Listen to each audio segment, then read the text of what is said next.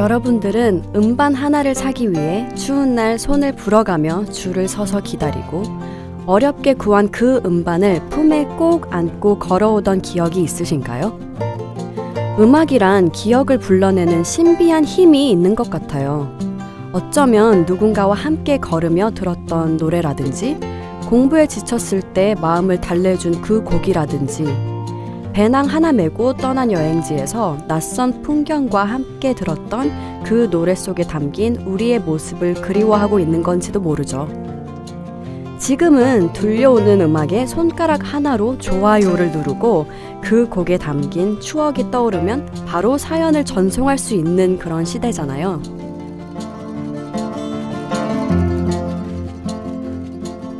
그래도 라디오만의 매력이 있는 것 같아요. 얼굴이 보이지 않아도 DJ와 얘기를 나누는 것 같고 보낸 사연이 흘러나올 때의 감동은 이루 말할 수가 없죠. 조금 수고스럽고 불편했지만 그래서 더 소중하고 사랑스러웠던 우리의 기억들. 비슷한 추억과 일상을 저 너머의 누군가와 공유하고 같은 음악을 들으며 위로받고 있는 이가 있다는 생각에 빠지며 저는 오늘도 라디오를 켭니다.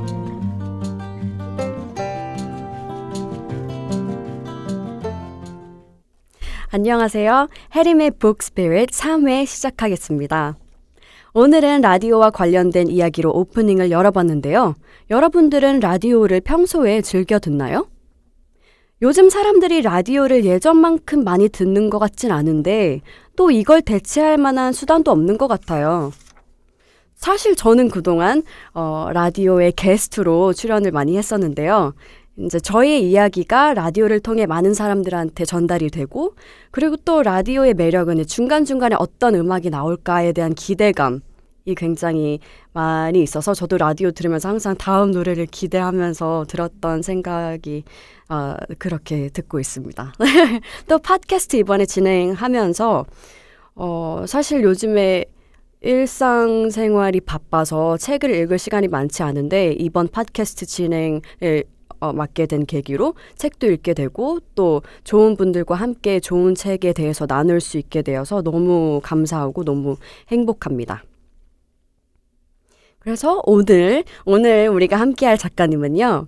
무려 10년이 넘는 시간 동안 매일 밤 10시 청취자들과 함께 시간을 보내고 계십니다.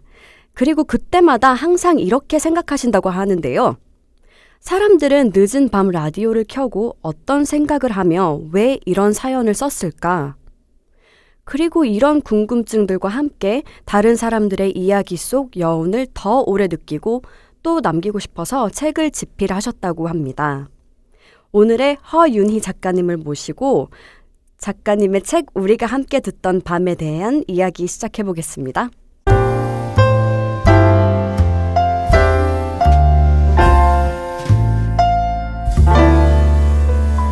해림의 북스피릿.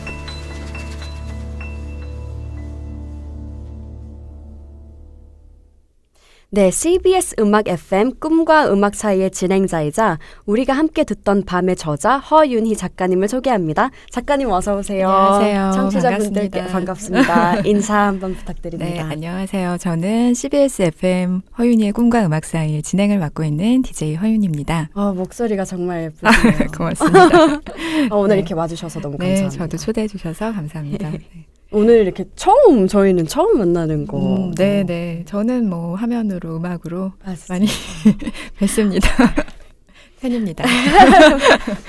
네, 사실 저는 지금 팟캐스트 진행한 지 얼마 안 됐고 네. 2회차예요. 그래서 조금 이제 작가님 오신다고 했을 때 걱정 반 그리고 오히려 작가님께서 네. 오늘 진행을 잘 이끌어 주시겠다라는 그런 기대감 반의 그런 마음으로 왔습니다. 네. 그래서 오늘 많은 걸 배우고 갈 수 있을 거라고 생각하고요. 너무 기대하지 마시고 네. 편하게 해주세요. 네, 감사합니다. 진행하시는 라디오 말고 혹시 네. 팟캐스트에도 출연하신 적이 있나요? 팟캐스트, TV, 라디오 한 번도 출연한 적 없고요. 처음입니다. 그럼 이렇게 카메라 앞에 있는 건 완전 처음이에요? 그냥 잠깐 사진 찍고 인터뷰할 때 이렇게 하는 거 빼고는 거의 처음인 것 같아요. 기회가 있었는데 이런저런 여건 때문에도 그렇고 출연한 적은 없어요. 네. 그래서 이렇게 마이크 뒤에 숨어 계신. 네. 네. 소심하게 있습니다. 네, 사실 제가 읽어드린 오프닝이 작가님의 신작 우리가 함께 듣던 밤에서 나온 작가님의 경험인데요. 작가님이 2007년부터 라디오를 진행하셨다고 들었는데 네. 2007년이면 제가 한국에 처음 왔던 연도이기도 해요. JYP 엔터테인먼트. 그렇게 얘기하시니까 너무 제가 연배가 있어 보이는데요. 작가님 DJ라는 직업의 매력은 네. 뭔 것 같아요? DJ라는 직업의 매력은 정말 많습니다. 네. 많지만 그래도 많은 사람들의 얘기를 들을 수 있다는 거, 소통할 수 있다는 거, 어디 가서 내가 이렇게 많은 사람들의 얘기를, 이렇게 내밀한 얘기를 들을 수가 있을까? 그러니까 마음을 열고 이렇게 이야기를 전해주실 때, 그걸 들었을 때 기쁨이 있죠. 나에게 다가와주는 사람들. 약간 심리 상담하는 그런 느낌도 좀 받을 것 같아요. 그죠. 네, 제가 뭐 상담할 만한 그런 깜냥이 되는 건 아니지만 약간 친구 같기도 하고 가족 같기도 하고 애인 같기도 하고 그때그때 이렇게 느낌이 달라지는 것 같아요. 근데 어쨌든 가깝게 느끼고 있어요. 네. 그래서 청취자분들과 되게 하나가 된 느낌 많이 들을 그렇죠. 것 같아요. 저도 치유받고 같이 얘기하면서 그럴 그게 것 같아요. 그게 가장 좋은 점이죠. 제가 진행을 하고 뭐 그들의 얘기를 들어준다고 하지만 얘기하면서 제가 오히려 위로받는 느낌. 그럴 것 같아요, 진짜. 네. 매력 있어요. 네. 그리고 또 라디오 하면 음악을 뗄 수가 없잖아요. 그렇죠. 음악도 굉장히 많이 들으실 텐데 작가님 개인적으로 어떤 음악 장르 좋아하세요? 좋아하는 음악은 항상 변하고요. 딱 한 가지 장르를 고집하진 않아요. 그리고 DJ는 그렇게 들으면 안 될 것 같아요. 그러니까 많은 음악을 소개해 드려야 되기 때문에 최대한 이것저것 들어보고 내가 별로 좋아하지 않는 장르도 들어보고 이런 매력이 있다 싶으면 중간중간 소개해 드리고 최대한 다양하게 들으려고 노력하고 있어요. 네. 그럼 작가님 라디오 들으면 이제 다양한 장르의 노래들이 나오겠네요. 그렇지는 않아요. 저희가 프로그램 기본 분위기가 90년대, 2000년대 음악이 좀 주가 되긴 해요. 그 약간 추억의 음악들, 익숙한 음악들이 많이 나오는데 그것만 나오진 않거든요. 중간중간에 어색하지 않게 뭐 이렇게 다양한 장르의 음악을 잘 섞어서 배치해서 들려드리려면 좀 많이 알고 있기는 해야겠죠. 네. 저는 개인적으로 이게 계속 그러니까 항상 그 좋아하는 관심 분야 장르가 달라지긴 하지만 저도 그 추억의 음악 90년대 발라드 굉장히 좋아해요. 되게 어렸을 텐데. 네. 그래서 이제 좋아하는 거랑 잘하는 거랑 다르다라는 그런 얘기 있잖아요. 마치 그것처럼 저는 90년대 발라드를 좋아하지만 잘하는 거는 랩 이쪽이라서 조금 의외. 그것도 좋은 것 같아요. 이렇게 다르다는 게 다양하게 즐길 수 있잖아요. 내가 할 수 있는 것과 좋아하는 것과 좋은 것 같아요. 그래서 저는 라디오 들으면 항상 그 라디오 방송에서 선곡하는 곡들에 감탄을 많이 하는 것 같아요. 새로운 음악을 많이 배울 수 있어서. 라디오를 많이 들으세요 평소에? 많이 듣죠. 사실은 라디오가 저 이건 여쭤보려고 이따가 질문에 있긴 한데요. 라디오 채널이 굉장히 많이 있어서 오히려 뭘 들어야 될지 좀 모르겠더라고요. 그래서 그렇구나. 아예 안 들었었어요. 그럼 뭘 들어야 될지 몰라서. 근데 이제 작가님 책을 읽고 나서 나도 라디오를 좀 듣고 싶다라는 생각이 확고하게 들었고 그래서 막 찾아보기 시작했어요. 근데 이제 작가님의 라디오 방송에 대해서 알게 됐고 그래서 관심 있게 지금 좋아하는 진행자와 좋아하는 컨텐츠의 라디오를 찾는 게 쉽지 않았었는데 이렇게 하나씩 알아가면 너무 좋을 것 같다는 생각이 대부분 처음에 들어보시는 분들도 내가 이 사람의 이걸 들어야겠다고 시작하시진 않아요. 그러니까 우연히 뭐 어디 차에서 듣거나 거리에서 듣거나 뭐 버스 안에서 듣거나 뭐지? 집에 가서 찾아봐서 들어봐야겠다. 이렇게 주파수를 이렇게 돌리다가 우연히 알게 된 분들도 많고 그렇게 찾아오는 것 같아요. 계획하지 않고 자연스럽게. 그렇죠. 근데 라디오를 작가님과 두 분이서만 꾸려간다고 들었는데요. DJ를 하시면서 PD로서의 역할을 같이 수행하는 거 정말 쉽지 않을 것 같은데 그건 어떤 경험인가요?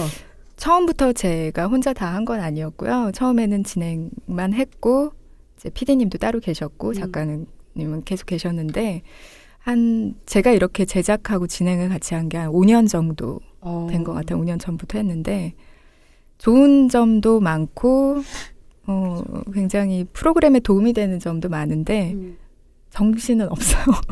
아직까지도. DJ도 하고. 네, 그러니까 뭐 사람들은 DJ가 음악 나갈 때 막 이렇게 음악 감상하고 이렇게 사연 담고 고르고 뭐 이럴 거라고 생각해 전혀. 너무 바빠요.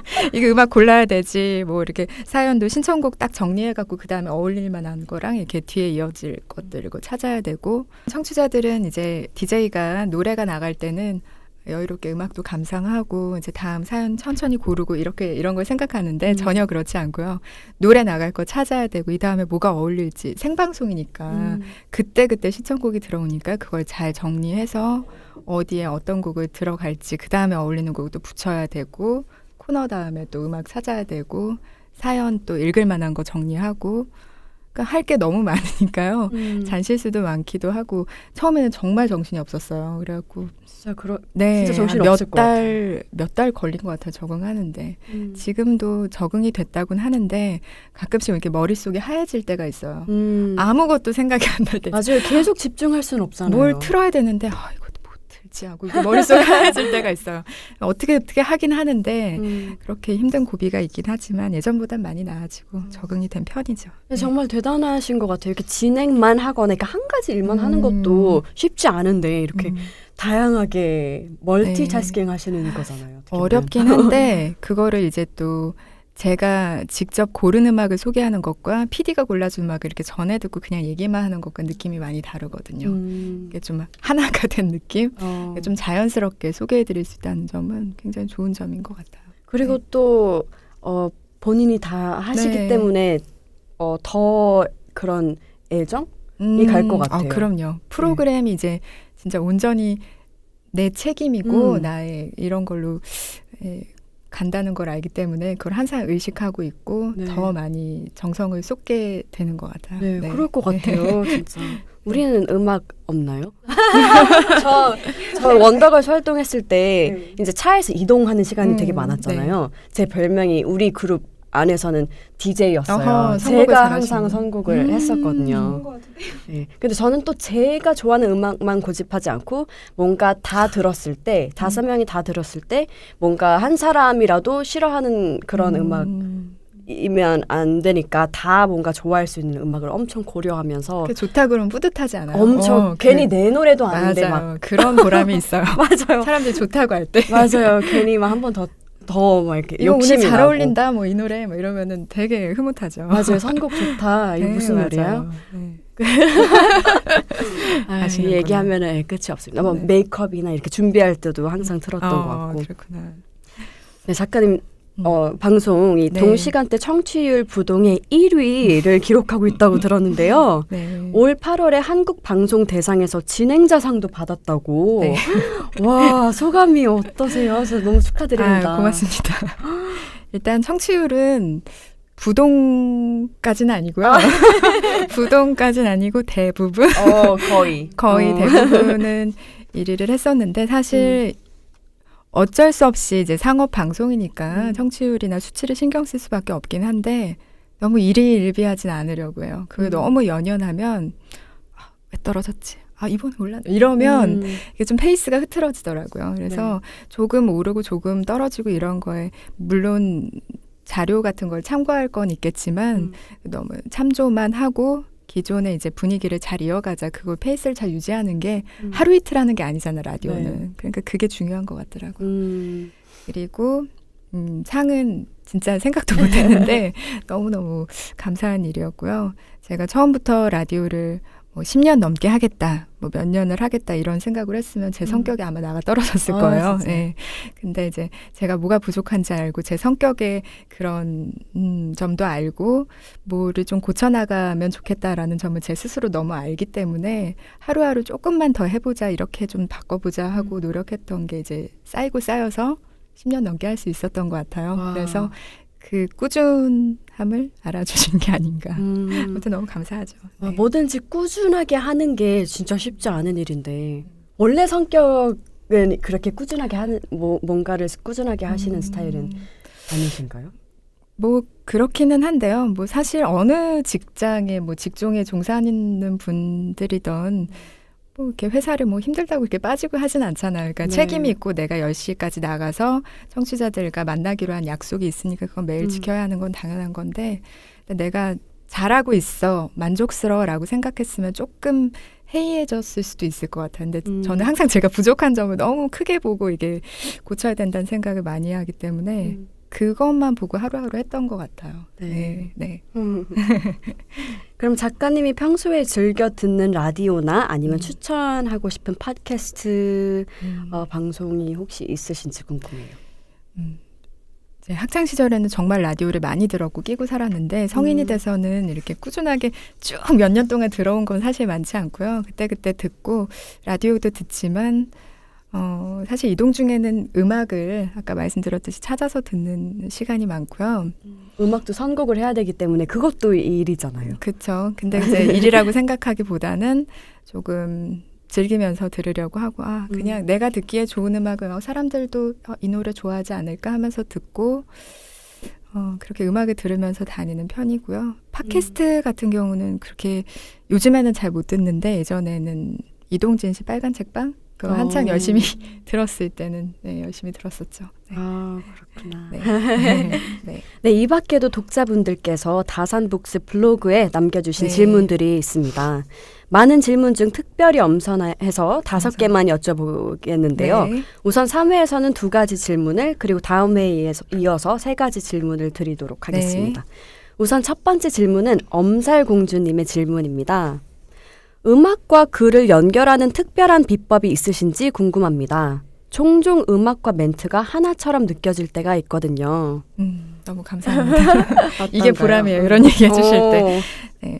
일단은 비법이라기보다는 오랫동안 해오다 보니까 이제 계속 10년 넘게 음악을 듣고 청취자들의 신청곡을 받다 보니까 저만의 리스트들이 이제 쌓여가잖아요. 계속 누적돼서 쌓여오는 것들이 있고 그래서 이제 이 노래 다음엔 이게 어울리겠다 하고 이제 자연스럽게 떠오르는 것들이 점점 많아지죠. 이제 시간이 쌓여갈수록 그런 것도 있고 제가 아까 말씀드렸듯이 평소에도 노래를 듣다가 이 노래는 어떤 상황에 어떤 사연 뒤에 들려드리면 좋겠다 하는 게 생각이 나면 적어놓기도 하고 노트 같은 거 참고하기도 하고 네. 그럼 평소에도 음악을 라디오 하기 전부터 음악을 그렇죠. 음악은 좋아하죠. 늘 좋아했죠. 네, 음악은 좋아하니까 제가 DJ란 직업에 끌렸었던 거기도 하고요. 네. 네. 네, 그럼 이어서 두 번째 질문 드리겠습니다. 그래서 네. OYZZI님의 질문입니다. 발음이. 네. 목소리 톤이 정말 좋으신데 좋은 목소리를 위해 나름 노력하신 건지 원래 타고난 건지 궁금해요. 이거 정말 저도 궁금합니다.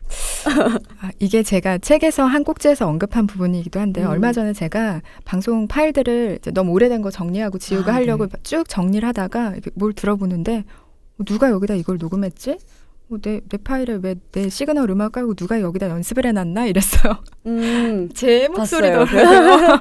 그게 10년 전 제 목소리인데 진짜로 못 알아듣겠더라고요. 전지 모르겠더라고요. 다른 사람이라고 생각할 정도로 몇 번을 이게 나구나 생각이 나서 깜짝 놀랐는데 그만큼 이제 뭐 기본적으로 제가 가지고 있는 음색이나 이런 것들은 변하지 않겠지만 이제 시간이 갈수록 이제 나이도 들고 이제 방송에 익숙해지고 자연스럽게 이제 녹아들면서 편안해지면서 이제 말투나 톤이나 이런 것도 조금 변하기는 하는 것 같아요. 근데 네, 제가 이제 들어보고 조금씩 고치려고 하는 것도 있죠. 네. 그럼 크게 뭐 따로 뭐 큰 노력을 한다기보다는 들으면서 조금씩 매일매일 조금씩 그것도 있고 초창기에는 제가 발성이 조금 좋지 않아서 방송인임에도 불구하고 말을 많이 하면 목이 좀 잘 쉬고 그랬어요. 그래갖고 그런 걸 위해서 조금 연습도 많이 하고 그런 과정이 있기는 했어요.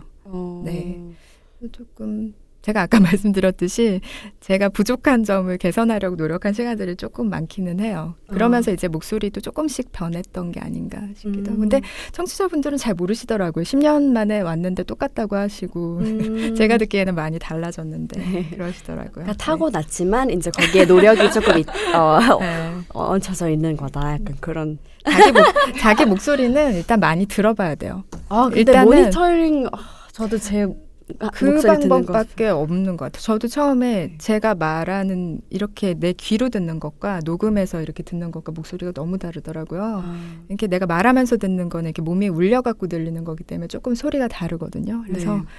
자꾸 많이 모니터 해봐야 자기 목소리를 찾을 수 있는 것 같더라고요. 네. 그럼 처음에 모니터링 하실 때는 좀 그때는 막 힘들지 않았어요? 그렇죠. 긴장도 많이 하고 제가 또 되게 많이 떨어요. 그래갖고 목소리가 약간 좀 불안정하고 좀 그런 게 있었죠. 네.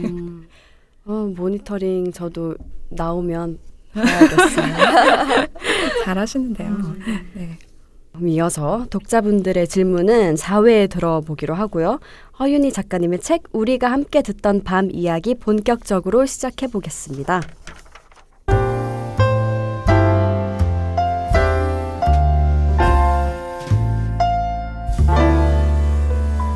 해림의 Book Spirit.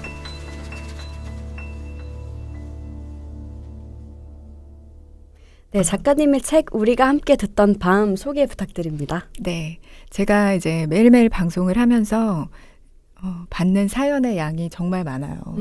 그리고 밤 시간대이기 때문에 조금 더 자기 깊은, 왜 낮에는 하지 못했던 얘기 왜 밤에 많이 생각나잖아요. 네. 하루 마무리하면서 아쉬운 점도 있고 내일에 대한 기대도 있고 꿈에 대한 생각도 많이 하는 시간이고 하니까 이런저런 얘기를 저한테 털어놔 주시는 분들이 많고 그게 거의 하루에 1000개 이상씩 네, 와요. 생각보다 더 많이 오네요. 근데 이제 그게 한 분이 여러 개 보내주시는 것도 있고 뭐 대화식으로 나누는 얘기도 있고 하긴 한데 1000개에서 1500개 사이는 매일 거의 고정적으로 오거든요. 와. 네, 그래서 그게 이제 12년이 쌓였다고 생각을 해보세요. 와. 엄청나죠. 네, 그 중에서 이제 자주 들어오는 그런 부류의 사연들이 있고 이런 주제의 이야기들 좀 더 진짜 공감이 간다. 나는 이걸 조금 더 깊게 얘기해보고 싶은데 방송에서는 한 사연에 그렇게 길게 하려 할 수가 없잖아요. 네. 깊은 얘기를 좀 이 사연을 이렇게 한 번 읽고 버리긴 너무 아깝다는 생각이 어느 날 들더라고요. 그래가지고 그거를 조금 사연을 어느 날 이걸 쓰고 그 밑에 이제 제 생각을 한번 적어보고 이렇게 했더니 괜찮은 거예요. 그래서 이걸 한번 모아봐도 좋겠다라는 생각이 들어서 네. 예, 그렇게 쓰게 됐습니다. 진짜 책 읽으면서 마치 라디오를 한 편 듣는 것 같은 느낌을 많이 받았어요. 아무래도 이제 사연을 소재로 글을 쓰다 보니까 대부분 이제 공감하는 이야기들이 많잖아요. 그래서 네. 책을 읽다 보시면 아마 언젠가 과거의 나의 얘기를 하는 것 같다라는 생각이 들기도 하실 것 같고 언젠간 나도 이렇지 않을까 하는 미래의 모습을 좀 그려보시기도 할 것 같다는 생각이 들었어요. 네. 근데 저는 개인적으로 기억에 남았던 내용은 이제 선인장 대한 얘기, 네. 선인장처럼 살고 싶다는 생각을 네. 저도 했어요. 그렇구나. 그냥 폈다가 지는 꽃 말고 음. 오랫동안 있는 그렇죠. 선인장처럼 살고 싶다는 생각 굉장히 큰 영감을 받았던 것 같아요. 읽으면서. 네. 맞습니다. 근데 아무래도 사연이 주는 익명의 힘이 있기 때문에 많은 분들이 솔직하게 얘기를 할 수 있는 것 같아요. 그죠? 그렇기도 하고요. 일단 아까 말씀드렸듯이 밤 시간대이기도 네. 하고 저희 프로그램이 좀 예전 아날로그 라디오 시대처럼 사연하고 음악 위주로 이렇게 진행되는 프로그램이 요즘은 많지 않거든요. 네. 근데 그렇게 진행되기 때문에 사연을 좀 다른 프로보다 많이 소개해드려요. 그래서 조금 더 편하게 다가와 주시는 것 같아요. 털어놔 주시는 게 조금 더 친구한테 얘기하듯이 털어놔 주시는 분들도 많고 괜찮아요? 네. 그 중에 작가님께 조금 버거웠던 사연이나 황당했던 사연도 있나요? 기억나시는 것 중에? 그러니까 버겁다기보다는 조금 안타깝거나 아프다라는 생각이 들었던 사연은 많이 있어요. 이제 그런 속 깊은 얘기를 털어놓으시고 어디에도 이런 얘기를 털어놓지 못해서 오죽하면 여기에 와서 이런 얘기를 하실까 싶을 정도로 하루에 힘든 얘기를 저한테 막 짐을 쏟아내듯이 이렇게 털어놔 주시는 분들이 많으세요. 근데 제가 거기에 대해서 뭐라고 얘기하는 게 굉장히 어설픈 위로가 되지 않을까. 그래서 쉽게 말을 뗄 수 없는 그런 사연들 있잖아요. 네. 그런 무겁고 약간 삶의 그런 힘듦이 담긴 그런 글들이 올 때는 조금 많이 안타깝죠. 소개 못 해드릴 때도 많고. 네. 정말 만약에 제가 작가님의 상황에 있었어도 어떻게 답변을 해줘야 될지 참 쉽지 않았을 것 같아요. 그러니까요. 그러니까 참 입을 떼기가 어려운 사연들이 많이 있어요. 뭐 힘내라는 말도 참 너무 네. 그렇게 들리고. 네. 아이고, 그러면 반대로 또 평생 잊지 못할 것 같은 사연 뭐가 있을까요? 그러니까 뭐 딱 하나를 꼽기는 어렵고요. 워낙 많아서 이제 제가 12년 동안 방송을 하다 보니까 제 초창기 방송 때부터 지금까지 쭉 계속 들어온 애청자분들이 많으세요. 오랫동안. 그분들이 이제 처음에 어떻게 연애를 했고 어떻게 헤어졌고 그러다가 결혼을 하셨고 이런 연애사를 제가 다 아는 거죠. 와. 알고 근데 나중에 저희가 10주년 기념으로 이제 청취자들을 초대해서 이렇게 인터뷰를 좀 따고 이런 적이 있었는데 그때 몇 분들을 뵀는데 공교롭게도 저랑 거의 비슷한 연배이시더라고요. 아, 진짜요? 그래서 제가 더 이렇게 약간 친밀감을 느꼈나 봐요. 그래서 약간 친구 같아요. 제발 이제 소개팅 좀 잘 됐으면 좋겠고 이제 좋은 사람 좀 만났으면 좋겠고 이런 바람들이 이제 DJ로서가 아니라 이제 약간 친구 같은 느낌으로 이제 더 감정이입이 되고 그러다가 어느 날 결혼한다는 소식을 전해줄 때 뭐 혼자 들었는데 남편이랑 들어요. 뭐 이제 둘째 생겼어요. 뭐 이럴 때 가족이 점점 늘어나. 그럴 때는 기분이 조금 묘하죠. 그럴 것 같아요. 묘하고 이제 꿈을 이뤘다는 사람들 너무너무 열심히 준비하고 갈망하던 일들을 드디어 하게 됐다는 사연들 제일 먼저 축하받고 싶다고 사연 남겨주실 때 너무 감사하고 뿌듯하죠. 와, 진짜 너무 좋을 것 같아요.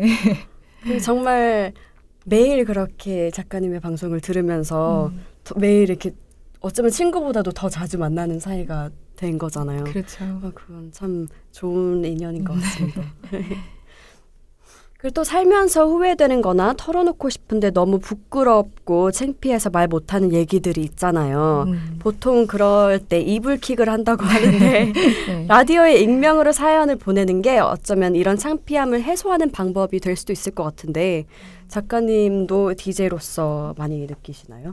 그렇죠. 그런 얘기 많으세요. 막 건망증이 너무 심해서 막 냉장고에 뭐 핸드폰 넣어놓고 막 이런 얘기 많잖아요. 저 왜 이러죠? 왜 이렇게 정신을 놓고 다니죠? 막 너무 창피해요. 막 이런 사연들이 많이 오는데 그런 걸 나 혼자 간직하고 있거나 하면 굉장히 큰 일처럼 느껴지는데 누군가한테 털어놓으면 오히려 별것 아닌 일처럼 느껴진다는 것.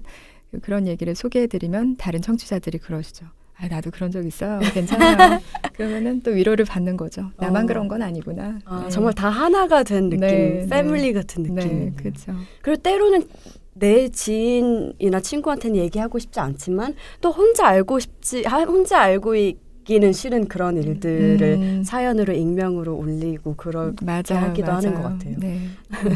또 작가님 책에서 청취자분들의 사연에 대한 작가님의 생각이 나오잖아요. 제가 잠깐 읽어드리자면 내가 어떤 말을 하는지가 방송의 질을 결정짓는 중요한 요인이라 생각했고 사람들 역시 DJ의 코멘트나 조언을 듣기 위해 사연을 보내는 거라 의심 없이 믿었다. 큰 착각이었다. 편히 마음을 누일 공간, 편견 없는 따뜻한 공감. 사람들에게 필요한 건 이것이었다. 이런 구절이 있었는데 사실 모르는 사람들의 사연에 공감하는 건 쉽지 않은 일이라고 생각해요. 근데 작가님만의 공감할 수 있는 비결이 있나요? 그냥 그분들의 마음에 조금 이입해보고 저분들이 어떤 마음으로 오죽하면 여기 와서 이런 글을 남기셨을까라고 생각해보는 방법밖에 없는 것 같아요. 그분들의 마음을 헤아리고 저도 이제 라디오를 즐겨 들었을 때 사연도 보내보고 그랬지만 사실 뭐 그 사람이 이제 사연을 보낼 때 DJ가 무슨 나한테 해결책을 줄 것이다. 저 사람이 나한테 정답을 줄 것이다라고 기대하고 보내는 건 아니잖아요. 그냥 위로받고 싶은 거예요. 그 마음이 맞다고 이렇게 공감하고 이렇게 토닥여 주길 바라는 거거든요. 그 마음을 헤아리는 것, 그러려고 노력하고 있죠. 사실 저는 지금 팟캐스트 2번째 진행이고 해서 전 또 이 부분 읽으면서 굉장히 와닿는데 저도 제가 어떤 말을 해야 되는지가 맞아요. 거의 90%를 차지했어요. 그러니까 내 톤 아니면 뭐 말 더듬거나 이런 거를만 신경 썼지 정말 작가님이 적어주신 것처럼 마음의 공감과 그런 편안함을 누릴 수 있는 공간 그런 건 생각하지 못했던 것 같은데 읽으면서 오히려 내가 잊고 있었던 것을 깨닫게 된 시간이었어요. 그러니까 이렇게 사연을 보내시는 분들은 이제 앞으로 이 사람이 뭐를 어떻게 얘기해 줄 것이다 보다는 내가 이런 상황이에요. 알아주세요. 약간 이런 마음이 있거든요. 그래서 이러셨군요. 그때 마음이 이러셨겠어요. 라고 한 번 더 되짚어 주는 거죠. 본인이 그런 마음으로 사연을 보내셨다는 거를. 그러면은 훨씬 더 위안을 받으시는 것 같더라고요. 내 마음을 알아주는구나. 이렇게. 예. 저도 조금 더 마음을 잘하고 계세요. 늘 말씀드리지 잘하고 계십니다. 네. 네, 라디오 생방송을 매일매일 하다 보면 실수를 할 때나 아니면 방송 사고가 나는 경우도 많이 있을 것 같은데요. 기억에 남는 에피소드 있나요? 너무 많을 것 같지만. 너무 많아요. 너무 많고 일단은 정말 중대해 보이잖아. 방송 사고 이러면 네. 이런 거는 이제 시스템의 문제나 뭐 갑자기 뭐가 먹통이 됐다거나 노래가 가다가 멈췄거나 이런 거는 뭐 제가 해결할 수 있는 문제가 아니기 때문에 그런 거는 어쩌다 일어나는 일이고요. 그리고 제가 실수한 자잘한 그런 것들은 정말 많아요. 제일 많이 하는 실수는 뭐예요? 일단은 아까도 말씀드렸듯이 제가 이것저것 많이 하잖아요. 그러니까 막 정신이 없어갖고 신청하신 분을 적어놨는데 이 노래를 누가 잠시만요. 이럴 때도 많고 이걸 적어놓고 찾지를 못하거나 노래를 잘못 소개한다거나 정말 웃겼던 건 이제 1부가 끝나고 2부에 다시 오겠습니다 이래야 되는데 아예 끝인사를 해버린 거예요. 아이고. 사람들이 엄청 놀리고 그랬던 적도 있고 많아요. 아무튼 너무 소소한 것들이 많고 근데 사람들이 이제 그러려니 하고 또 실수했구나 이렇게 받아들여 주시는 오래 것 같아요. 지켜봐온 청취자분들은 네. 이제 근데 또 좋아하세요 그런 거를. 네. 너무 완벽한 것보다 때로는 네. 그런 모습을 더 좋아하시기도 네. 하는 것 같아요. 근데 생방송은 정말 너무 부담될 것 같아요. 근데 이제는 그게 이제 뭐 녹음 방송이든 생방송이든 혜림 씨가 이제 카메라에 많이 익숙해졌다. 아까 우리끼리 얘기할 때 나눴던 대화처럼 저도 이제 뭐 이게 온에어다 아니다 이런 걸 이제 의식하고 하면 이제 긴장되는 그런 수준은 이제 시기는 지나갔고요. 이제 좀 정신을 차리고 있기는 해야 되죠. 근데 너무 일이라고 생각하면은 안 좋은 것 같아요. 라디오는 좀 편안한 분위기에서 청취자들과 이렇게 좀 대화한다는 기분으로. 네, 그렇게 하고 있어요. 네. 저도 참고하겠습니다. 근데 책에도 이런 얘기가 있는데요. 작가님이 의외로 성격도 급하고 덜렁거리는데 전혀 안 그러실 것 같은데. 근데 이걸 알아채고 청취자분이 사연을 보내셨어요. 네. 인간적이고 더 자주 실수해달라고. 그래서 라디오가 네. 뭐 때문에 그걸 알아차리시냐면 제가 사연을 읽을 때 마음이 급하니까 막 이거를 빨라져. 앞에 거를 막 먼저 보면서 읽으니까 막 이렇게 말이 씹히는 경우도 있고 이렇게 막 버벅거릴 때도 있고 그게 이제 약간 성격이 급한 사람들이 그러거든요. 이제 말을 빨리 하다 보니까 제가 말이 빠른 편은 아닌데 이제 앞에 나간 사연을 이제 앞서서 미리 눈으로는 보면서 읽으니까 그게 많이 씹힐 때도 있고 그게 보이나 봐요. 들리시나 봐요, 다. 네, 성격 급한 게. 그래서 라디오가 얼굴을 숨길 수는 있지만 자기 자신을 숨길 수 없다는 내용도 인상이 깊었거든요. 아무래도 이제 청각에만 의지하는 매체잖아요. 귀를 열어놓고 하는 거기 때문에 더 집중해서 듣게 되고 이제 매일매일 방송을 하기 때문에 그 사람이 뭐 하루만 딱 하고 말 게 아니잖아요. 그러니까 자기 성격이 드러날 수밖에 없어요. 어떻게든. 매일 2시간씩 매일매일 방송을 하기 때문에 그날 기분이 어떤지 컨디션이 어떤지 조금씩 드러날 수밖에 없더라고요. 아무리 감추려고 해도. 그래서 제가 이 부분을 읽으면서 생각한 이제 공자의 논어 책에서 있는 내용인데요. 굉장히 related 된다고 생각해서 가져왔습니다. 읽어드릴게요. 그 사람이 하는 것을 보고 동기를 살펴보고 그가 편안하게 여기는 것을 잘 관찰해봐라. 사람이 어떻게 자신을 숨기겠는가. 맞아요. 결국은 이런 얘기가. 다 드러나고 그럴 수밖에 없어요. 새어나갈 수밖에 없더라고요. 그런 것 같아요. 정말 공감되는 얘기였습니다. 네, 어느덧 마칠 시간이 되었습니다. 그 전에 작가님의 우리가 함께 듣던 밤에서 작가님이 가장 좋아하는 내용을 작가님 음성으로 직접 듣는 시간 가지면서 마무리하겠습니다. 그럼 3회 마치고요. 허윤희 작가님과 함께하는 4회도 많이 들어주세요. 감사합니다. 돌아보면 그랬다. 정말 힘들 때 떠오르는 사람은 정신 번쩍 들 만큼 따끔한 충고를 하더니도 특별한 조언이나 해결책을 전해주니도 아니었다. 언제든 너의 편에 서 있겠다는 기꺼운 믿음과 응원을 보내준 사람. 이미 오래전부터 내 안에 있었지만 잊고 있던 그 답을 기억하게 하는 사람이었다. 사실 매일 많은 이의 사연을 소개하면서 어떤 말을 덧붙일지 고민하다가 그들의 심정이나 상황에 온전히 공감하지 못했던 때가 많았음을 고백한다. 방송을 시작하던 초창기엔 더더욱 그랬다. 내가 어떤 말을 하는지가 방송의 질을 결정짓는 중요한 요인이라 생각했고 사람들 역시 DJ의 코멘트나 조언을 듣기 위해 사연을 보내는 거라 의심 없이 믿었다. 큰 착각이었다. 편히 마음을 누일 공간, 편견 없는 따뜻한 공감. 사람들에게 필요한 건 이것이었다. 누군가의 오랜 애청자였던 내가 그랬듯이. 사연을 써내려가는 일 자체가 위로가 되는 날도 있었다. 가족도 친구도 애인도 아닌 조금은 낯선 수신인. 현실과 가상의 세상 어느 경계에 자리한 그에게 하루 일을 고백하다 보면 나를 힘들게 했던 그 얼굴을 조금 더 느긋하게 바라볼 수 있게 되고 아무리 고민해도 결론이 나지 않던 문제 앞에서 다시 한번 마음을 짚어볼 수 있었다. 이 소소한 경험이 얼마나 충만한 행복을 주는지 온종일 울고불고 매달리던 그 일이 실은 생각만큼 대수롭지 않은 일이었음을 느끼고 다른 이들의 이야기에 웃거나 눈물 지으며 혼자만의 경험이 아니라는 사실에 안도하기도 했다. 나는 그저 내 맘 같지 않은 사람들 틈에서 힘겹게 하루를 보낸 그들에게 여기 당신의 편이 있다고 가만히 귀를 열어 응원을 보내는 사람이 되는 것으로 충분했다.